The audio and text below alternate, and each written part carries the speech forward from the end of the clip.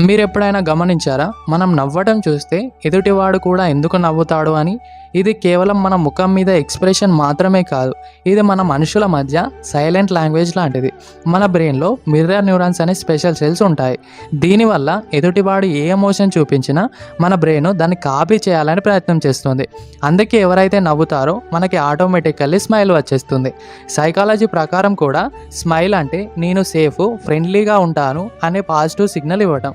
అందుకే స్మైల్ చేసిన వాళ్ళలో టెన్షన్ తగ్గుతుంది, ట్రస్ట్ పెరిగిపోతుంది. అలానే హాస్పిటల్లో ఒక డాక్టర్ స్మైల్ చేస్తే పేషెంట్కి హోప్ పెరిగిపోతుంది.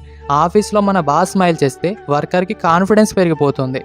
ఇంట్లో ఒక్కరు స్మైల్ చేసినా ఇల్లు మొత్తం పాజిటివ్గా మారిపోతుంది.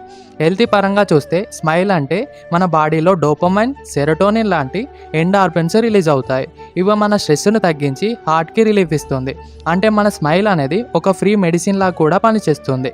రియాలిటీలో కూడా పెద్ద సక్సెస్ఫుల్ పీపుల్ అందరూ ఇదే ఫాలో అవుతారు. వాళ్ళు టాలెంట్ కంటే ముందు మంచి స్మైల్తో పీపుల్ హార్ట్ని విన్ అవుతారు. ఎందుకంటే హంగ్రీ ఫేసెస్ డోర్ని క్లోజ్ చేస్తే స్మైలింగ్ ఫేసెస్ మాత్రం డోర్ని ఓపెన్ చేస్తాయి. దేవుడు మనకు స్మైల్ ఎందుకు ఇచ్చాడు అంటే అప్పుడప్పుడు మాటలతోనే కాకుండా స్మైల్తో కూడా ప్రేమను పంచవచ్చు అని. నువ్వు రిచ్ కాకపోయినా, నువ్వు ఒక పవర్ఫుల్ కాకపోయినా, అందంగా లేకపోయినా ఒక జెన్యూన్ స్మైల్ ఇస్తే చాలామందికి నచ్చేస్తావు. కాబట్టి లైఫ్లో ఎన్ని ప్రాబ్లమ్స్ ఉన్నా కూడా నువ్వు ఒక జెన్యూన్ స్మైల్ ఇస్తే ఎవరిదో ఒక రోజు మార్చగలవు, ఎవరో ఒకరి జీవితం కూడా మార్చగలవు.